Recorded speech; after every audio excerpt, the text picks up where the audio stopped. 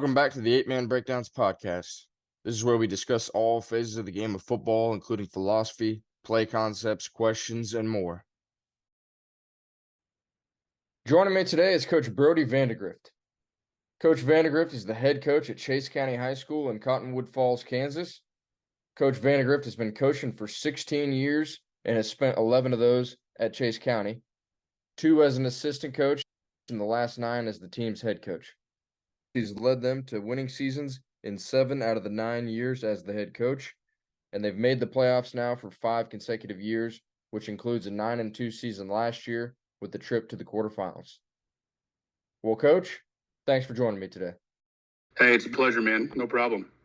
So let's start with a little background information on yourself first. So just tell us a little bit about your high school playing days, how you got into coaching, and any mentors you had along the way. I tell you what, I'm from Medicine Lodge, Kansas. We were a 3A football team, so I started out playing 11-man, and then got a scholarship to play at Fort Hays. I played there from 2004 to 2007. When I got done playing there, I'm an assistant strength conditioning coach for Fort Hays for 2 springs, and which is pretty cool. Great experience. Got to work with Coach Blazik, who is now the O-line coach at Vanderbilt, so he was awesome.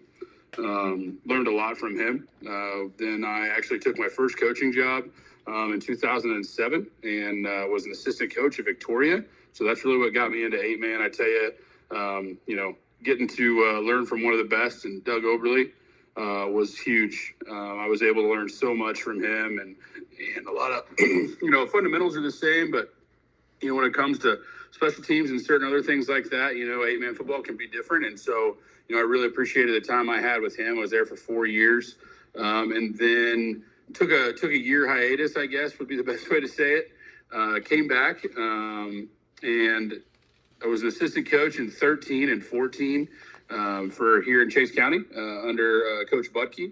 And then we kind of switched roles. He became my assistant. I took over the head coach, and I had started that in 2015 until now. So it was really, really great. So strength and conditioning at Fort Hays. I'm assuming then you teach PE and weights? I'm actually a Rule 10 coach. I think that's what makes me the more unique, is that as a Rule 10 guy, I don't get to spend a whole lot of time in the weight room. So I really have to put a lot of my trust into my assistants, and having them do it. So for a while there, we had Alex Weiss, who was our PE and strength conditioning coach. He actually played baseball at Fort Hays. And then now we've had another one of our assistants. His name is Cale Budke. He was a former player of ours, but he went to ESU and played. And he came in and took over our strength conditioning program. So you still have some background there, so you probably give them some tips or whatever you talk. Yeah, we structure the workouts together and do those kind of things. And, I kind of have an idea of how it's supposed to go. And as a student assistant, I learned a lot about, agility stuff and then the strength, how they do the strength programs and stuff like that. So it was really cool. You said you played at Medicine Lodge in 11-man football, and then in college there at Fort Hays. And like you said, being under Coach Oberly, a legendary coach and a very successful program. Well, how did you feel going into the 8-man game with no knowledge of it prior to?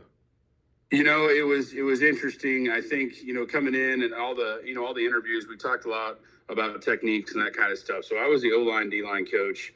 And, with the ability to talk, 3 techs, 4 techs, 5 techs, talking about 2 eyes and those kind of things. I was really familiar with where we were supposed to be. But when it came to the secondary stuff, that's where I had a lot of the learning to do. The 3-2 defense that we worked with there at Victoria, that's a 5 front, essentially an 11-man. And so, which was good for me because that's actually the defense that we ran in Medicine Lodge. So I was really familiar with, the concepts of how we were supposed to play it. It took me a long time to get used to the game speed. So, in Medicine Lodge, another big program that's been in 8-man football is South Barber, which is 15 minutes away from Medicine Lodge. And so I had seen 8-man, I'd seen it before, but to go and learn the ins and outs of it was really interesting. I like that. Like you said, being detailed in the techniques of defensive line.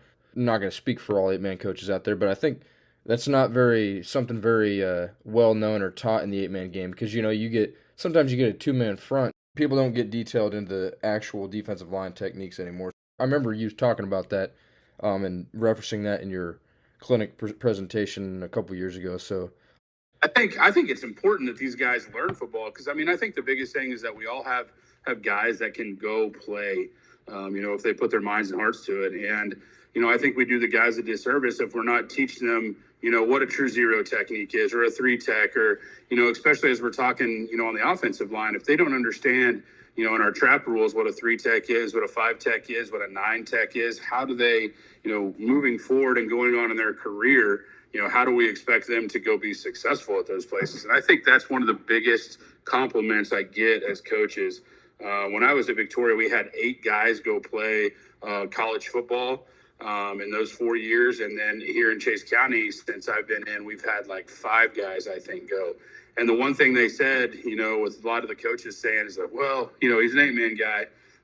But their knowledge and ability to know the techniques, especially in the secondary of how we play and jobs and relationships to what we're doing defensively, I think has really helped those guys be successful. Yeah, absolutely. If they know what it's going to be like, or at least have some sort of idea, that's definitely going to help the transition. And like you said, O-line, I was just talking to Coach Bride of Maxville, and he was saying that he went and played at Dodge out of high school, and Right. he got to start on the line at center, and he didn't even know what his zone scheme was. Sure. And so I agree. I think some of it too is, I think we get a bad rap for how we're displayed in some of the Shrine Bowls and things. But when you look at this year, we had two really good kids go, and obviously Lafferty made some huge plays there at the end. Mm-hmm. We have really great athletes that come in and out of our programs, all across the state in 8-man. And I think showcasing their abilities by having knowledge. They play faster. They're smart kids, so being able to play fast and go make tackles and go make plays is huge. Yep, absolutely. So here I'm going to move on here to this next question, Coach. So as we know, and I've said that a million times, but it's no secret, football is a copycat game, and we all take and share things from each other.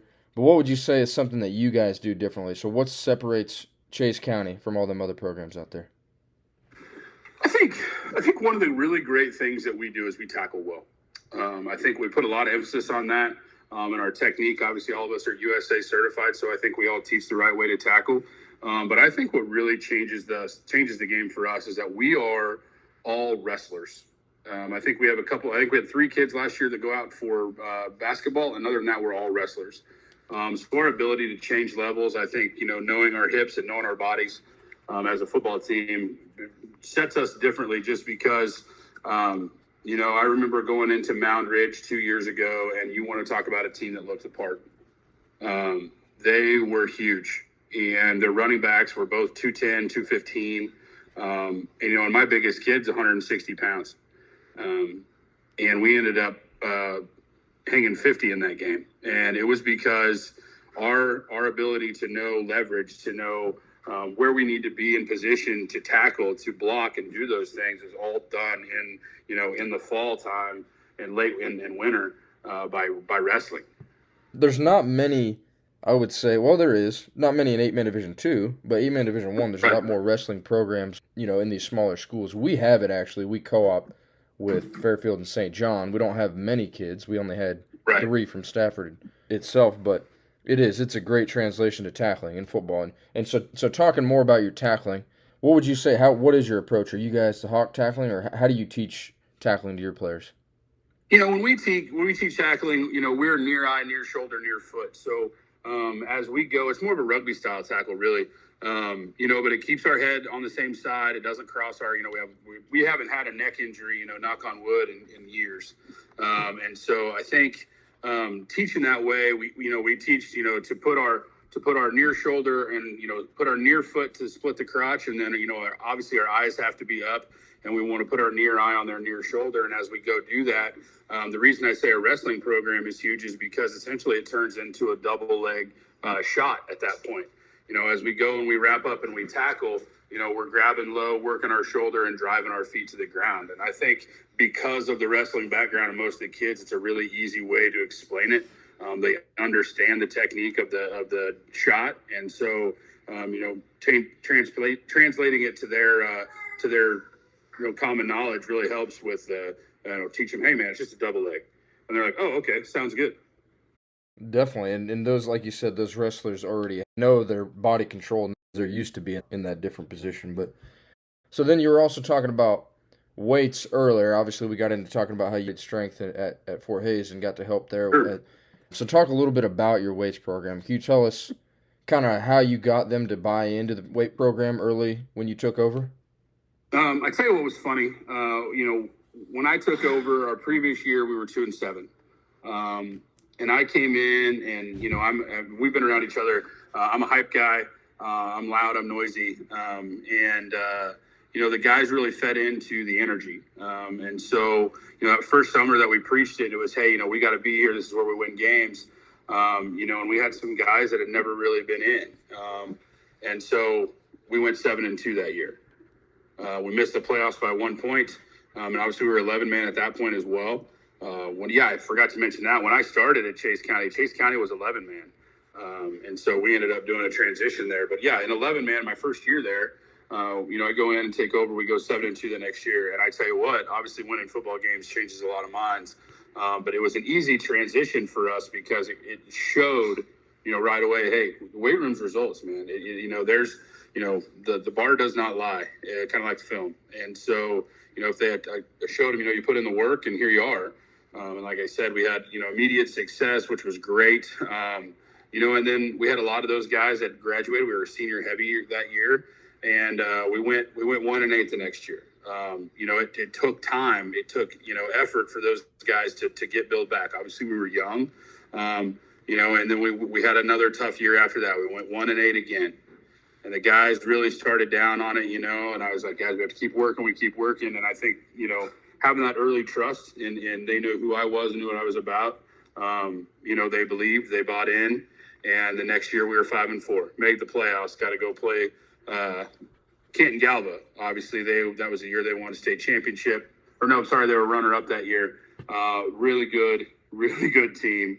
And then the next year, we get going again, and we're 8-1, and then and then just the success has bred that weight room, and the weight room has bred the success that they see. And so, we went from having no kids in the weights class to having 3 and 4 sessions now.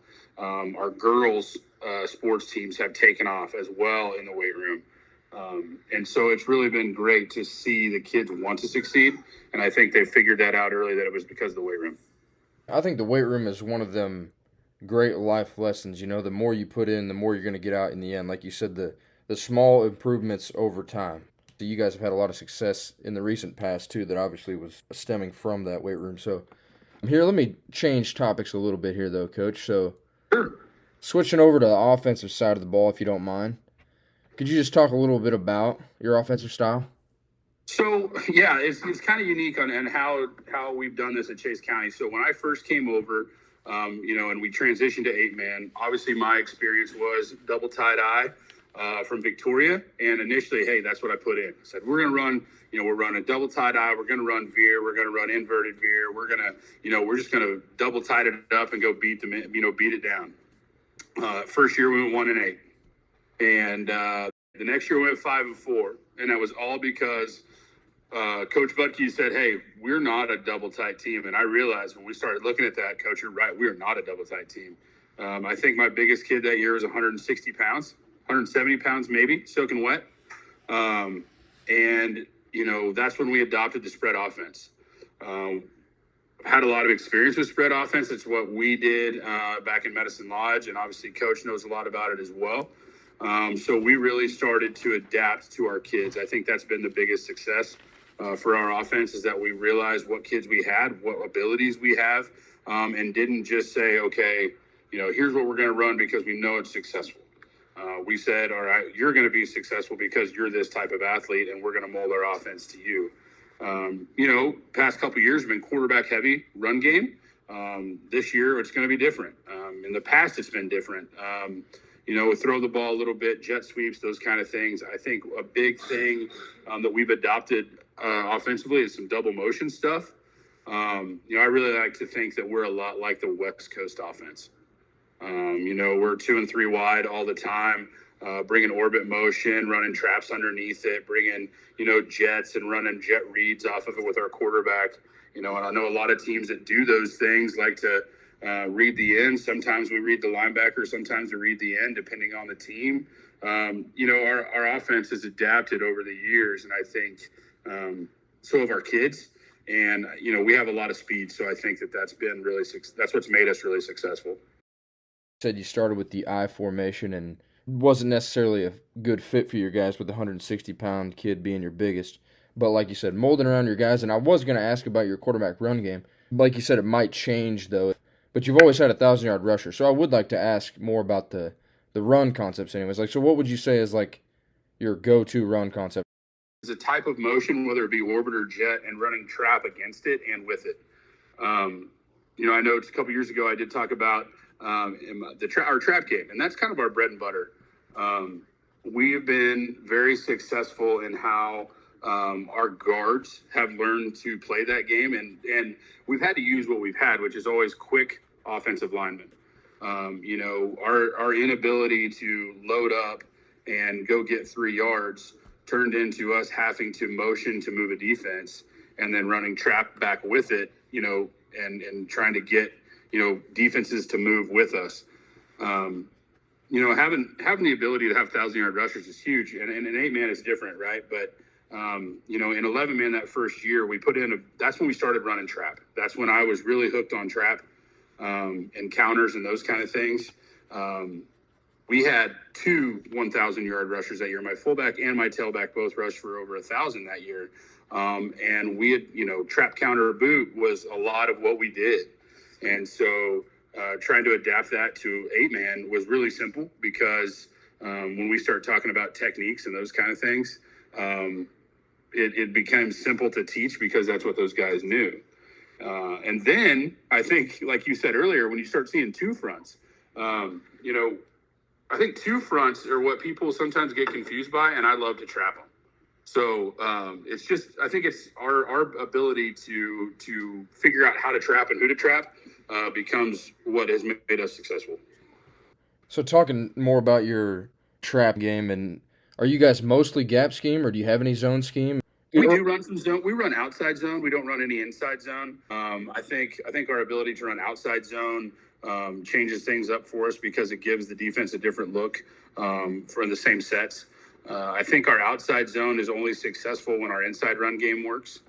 We do run some traditional power where we will, block down with the tight end out of a pro set and then load up with a fullback on the defensive end and kick him out, a traditional power set. Mm-hmm.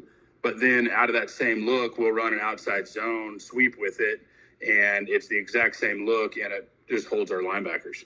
Yeah. So, I think, the outside zone is definitely what we use. And then you mentioned reading a linebacker and DN and kind of potentially fluctuating or changing week to week. Could you kind of talk about the game planning aspect of that? Like, what makes you choose to read a linebacker or a DN specifically? Are you breaking down? Well, I think when you watch film, right, everybody has tendencies. We spend a lot of time looking at our linebackers because most teams, especially at this level, their dudes are playing linebacker. Mm-hmm. And or defensive end. So we have to kind of decipher who we're going to read. And a huge game about that was the Linden game because we were planning on reading Massey the whole time. And then when we go play Linden last year, they moved him to nose guard starting in that game. So it completely changed up who we were reading and how we were reading it. So, I think flashing colors are really hard for high school kids, high school linebackers. Because they start running, instead of taking their true read off their guard, they're going to read the motions coming across. And so that is the reason that we run the orbit and the jet motions that we do run. A lot of the time, if we find a linebacker that wants to bail with the motion, especially if we beat jet early, which we've been blessed with speed. I think if you see jet early, we're going to start seeing linebackers bail. That becomes an automatic pull for our quarterback. And then, we also read our traps. We read our traps on the defensive ends. A good defensive end is going to stay square, but sometimes we get some undisciplined guys. So once that pull happens to go away from him and he crashes down, we're gonna take it and replace with the quarterback. But what allows us to do those in our run games is because of the motion. Like I said, one of our favorite traps is to run it back against or to run it against the jet motion. So you're already getting those linebackers to bail with the jet motion, and then you get a pulling guard across that. That defensive end is going to set and just crash down with it because he thinks it's jet trying to get to it, and we're just going to replace. And then one more thing, then back at your traps or your gap scheme there. Could you just kind of talk about like how do you teach your run rules? Like you said, you might trap out of a 2-man front. What's your rules within the gap scheme? The way I teach it is first man head up and outside of the guard, no matter where he's at. So we try to explain everything in 3 fronts and 4 fronts because our rules stay the same. So if we have a guy in a 4 front, if he is head up to the outside of our play side guard that we want to run trap to, that's who we're trapping. So this is why it's so important to teach the techniques that we were talking about earlier. Because I'll tell my guy, okay, hey, if it's a 3 tech or wider, that's the first guy we're trapping in a 3 front. And, and in a 4 front, if it's, it depends on where we're at. If he's in a 2, then we have to know to go trap the 5. So I think that's where the scheme stuff comes in. But it's a very simple rule is to just first man head up and outside of the guard. And if we have a 4 front, then we start talking about it differently. Where we start hitting those gaps. But the 2 front, I think, becomes different. The first time I saw the 2 front was against Coach Hadley a couple years ago from Lebo at the 8-man All-Star game. Mm-hmm. He started running it in the first scrimmage that we had as groups, and I was like, I know he's going to run that because he was wanting to toy with it because he was losing a couple of his guys. And sure enough, that next year, we played Lebo game 2, and there was the 2 front. And, we had actually talked about it and practiced against it. And when we started talking at 2, we just treated it like a 4 front. You started talking the same rules because it's just a linebacker 2 yards off instead of a guy on the defensive end. And I think that's where we became successful, is that we were able to break it down simple for those guys. It says it's either a 3 front or a 4 front. So then, you're kind of talking defenses anyway. Let's switch sides to the defensive side, if that's right. Sure. I'll be honest. I don't talk enough defense on here, honestly. And you guys said I think everybody thinks that's where it's at, and it's not. Yeah. So you guys run a 3-2 base, but I wanted to ask if you could talk about your 3-2. I'd love to hear more about it. In our 3-2, we're 5 techs, which means we're head up on the outside ends. We don't play an outside technique unless we start seeing something funky. We're a true 0 tech nose. Our linebackers are different, I think, than a lot of teams. What I've seen a lot of teams go to is they're a yard off the ball. Linebackers are. They're nice and tight. We play ours at 3.5, 4 yards.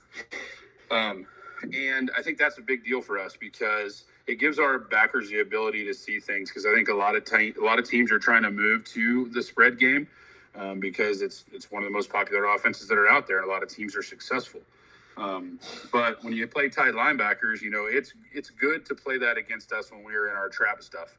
We start beating you inside. But, when we've tried to play tight linebackers, it's been hard to get in the pass game. I think one of our big stats is that last year we had 9 interceptions as a defense. I think we had 14 total turnovers, and which doesn't seem like a whole lot in the grand scheme of things, but I think we played 4 total games all year long.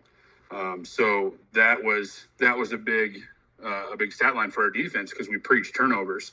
Our secondary is a little bit different than others as well. So most of the time, if we see a tight end or 2 tight ends, our corners are playing 6 and 1. So they're 6 yards off the ball, 1 yard outside. We like to tell them that air is free. So we don't need to go out and guard it. We need to set tight to tight ends because I think a lot of teams have seen success with their tight ends in crossing routes and deep patterns. And so we try to use the safety in those situations to be able to run deep. And so we want our corners to be able to run with the tight ends. I think one of the unique things that we do that most teams don't when we start talking about a spread offense, we are a dual coverage team. So we will run zone to the trip side, to the 3 receiver side. That does include a running back, and then we are man on the back side. That includes our Willie linebacker. So We're a true zone on that side. We play curl the flat with the linebackers, and we play, inside and deep and outside and deep with our corner and safety. So, but it gives us an opportunity to play those teams that like the out routes and those kind of things a little bit different. Our defense is based at some point, but we also have a lot of variations. I think one thing that we do differently is sometimes we'll bring in and we'll run a little bit of a 3-3 look and what we call a radar. It's where we will bring in a linebacker at our nose and set him off the ball to spy the quarterback. That was something I picked up at Victoria. We used to call that same defense radar there, and it gives us opportunities against quarterbacks that are good runners. So we really like to use that in those kind of games. So you pulled the nose guard off, and so I pulled my nose guard essentially out of the game. I put in another linebacker. And you just put him up there. Is he up close then? I mean, is he? He is. He's about 1.5 yards, 2 yards off the ball, and he is nothing but quarterback spy. Is he reading the line and then quarterback, or he's automatically spying quarterback no matter what? He gets eyes on quarterback right away. Okay. And then we'll roll the safety down closer to the box. So instead of playing at 10 and 12, he'll play about 7 or 8. And it allows us to kind of, spread our coverage a little bit. And a lot of the time when we run this, it's going to be, 3rd and short type of games, or we're 3rd and 6, where we know that the quarterback run game is what they're looking for. We spent a lot of time of this in the Little River game when Lafferty was in the backfield, because if he was at quarterback, we knew who was getting the ball, obviously, at that point. And so we would run radar, and instead of spying the quarterback, we had our nose guard spying tailback. So it worked out really well for us. And so then going back a little bit more into this base 3-2, linebackers reading guards, I'm assuming. Always.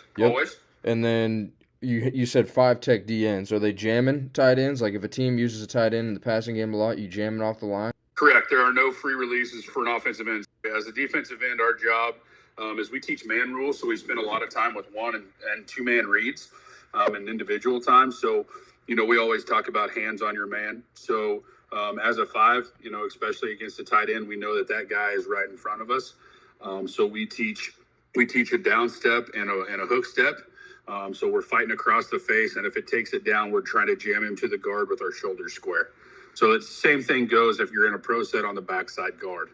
Your alignment doesn't change. You're still going to set, head up on him. And if he takes a down block, your job is to, crush him down to the next man.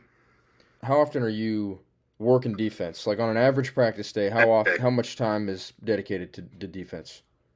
So every day we will work about 25 minutes individual, and we will work about 15 minutes a team. Now, when we're in our team periods, we kind of rotate through and work one versus ones as much as we can. We'll do some half line stuff, but I'm a true believer that if you can't stop anybody, you can't win a game. I hate shootouts, and so we spend every day on defense and a special team. So, talking about specifically your drills, like what's the go-to defensive drills you're doing throughout the day, whether it's individual or if it's team session? What's the go-to defensive drills that you get the most out of? I think it's our 2-man read drill. It's where we will put 2 offensive linemen, and we will get a defensive lineman across from them. Obviously, we'll work through double teams, we'll work through reach blocks, we'll work through down blocks, we'll work through head blocks, and we rep it. We rep it for about 20 minutes some days, because, depending on what we're going to see out of those teams, I spend a lot of time with film trying to break down those blocks that we're going to see, and we get them put in on Monday, and we just work it every day. And then I'm going to move into this next couple questions. We've got about 3 or 4 more here. Talk a little bit about last year. What's something you learned the most about your team, or just tell us a little about last year? I think the biggest thing that I learned from our team was resiliency. We got into a lot of games, especially there at the end. Obviously, the playoffs are where you want to be. South Sumner, man, that was a great game. We go down 27 at half, come back and win. The guys just fought and they never gave up, and then for us to go and take Little River to the wire. Obviously I don't see that as a win for our program. I feel like that's a game we should have won. We had a couple missteps there, and we hate to lose it on a fumble on an onside kick with 50 seconds left. But I think the guys that senior group that we had was a really special group. They taught a lot. They led. One of the big things that I always preach to my teams is if I have to lead, then we're not going to be successful. Championship teams are led by their kids. And so, last year was one of those things. They really made me look good.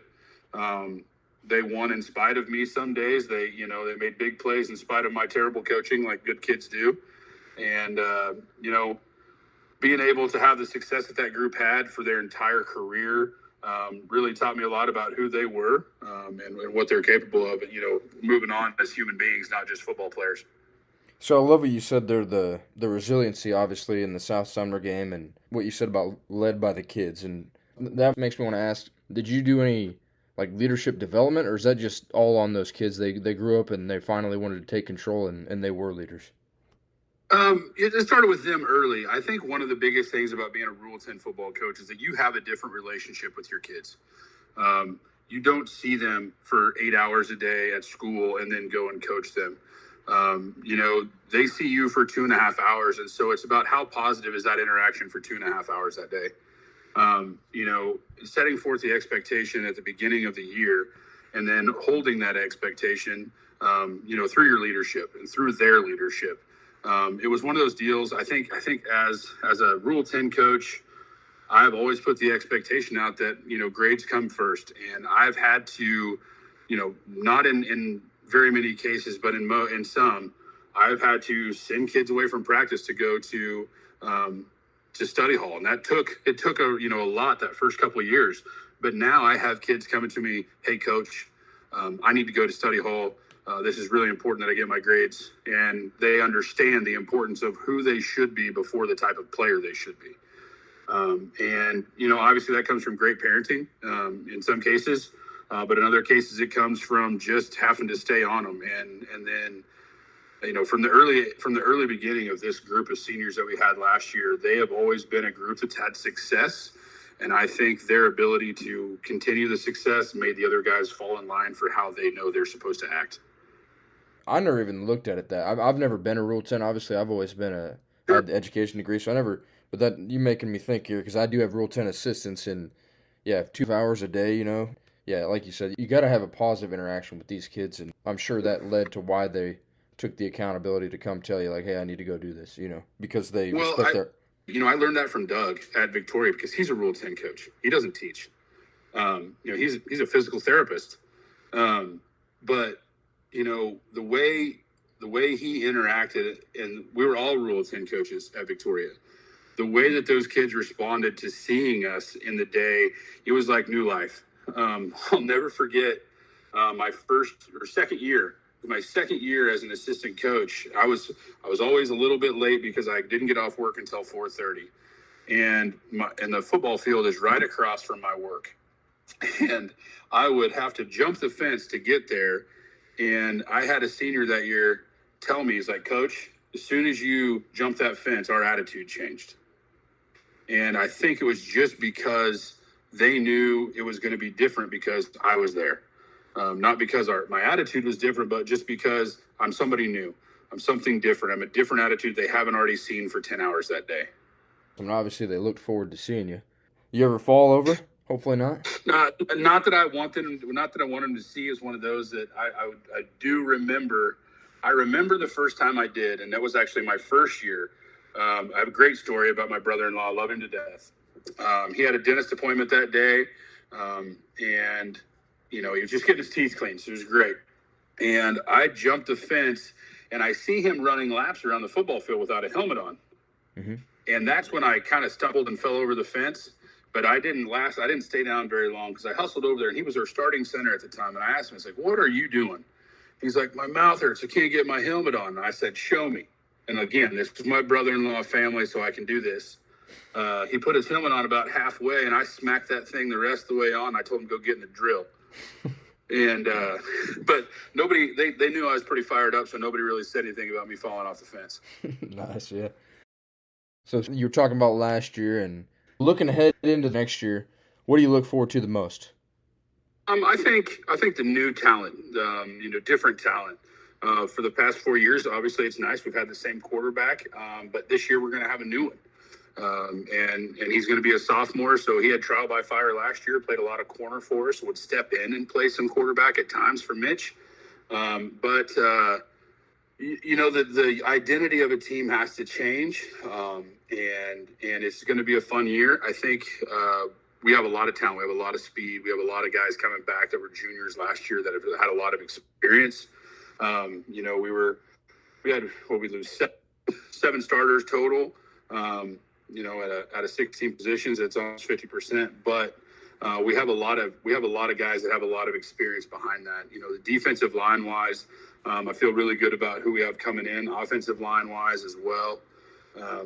We returned Brock Griffin, who's an all-state linebacker, and always kind of got the shadow of Mitch because we were quarterback run heavy. But Brock, runs an 11 flat 100. He's going to be the face of the team this year, and I think he's excited about that. And obviously, little brother's the quarterback, so it should be a fun dynamic back in the backfield. That's what I love about high school football. And I mean, I've never obviously coached outside of high school, but Right. just how differently and dramatically a team can change year to year, And Yeah. you're only going to be as good as what you got. And obviously in college you can recruit, but in high school you just got to go with what you got. And sounds like you said, you got some speed coming up and some athletes and talent, so that'll be exciting to see. Definitely with on our sides of schools, it's feast or famine. Yep. Some years you got what you need, and others you don't, and it's about developing the talent on Monday nights. And I think we've done a pretty good job with that, so it should be a pretty good year. See, I wish we had enough to play JV game. Last year we had 16 players, and this Right. year I'm expecting us to have anywhere from 20 to 22-ish range. So we'll see. I'm hoping we can get a couple JV games, but the majority of our teams in our league and the surrounding areas are in the same boat. And that's the hard part, right? I mean, a lot of the times now is just trying to get kids out and get them excited about football again, and that's the other big part that I have my hand in around here too, is that I coach our youth football team. I have 35 kids out for youth football. Yeah. So what's nice is the county is excited about football. So I think there's still a lot of success to come here. Yeah. Yep. That's awesome. And last year what we did actually to kind of make up for it was we had our first two games. We basically just had a fifth quarter. Yeah, we've been blessed with the teams that are in our district. Everybody's got 22 to 25. So it's kind of been, a blessing that we've been able to actually have those games. And sometimes we doubled up. We'll double up with Madison. Sometimes we'll double up with Burlingame a couple times, just to try to get as many games as we can in. That's something we're going to be looking at for sure too, if we can find somebody. But so here, last question then, Coach. So just tell us your biggest piece of advice to any upcoming football coaches or any other coaches out there. Biggest piece of advice. I tell you what, I learned it after my first year. Man, don't have your mind made up about what you do.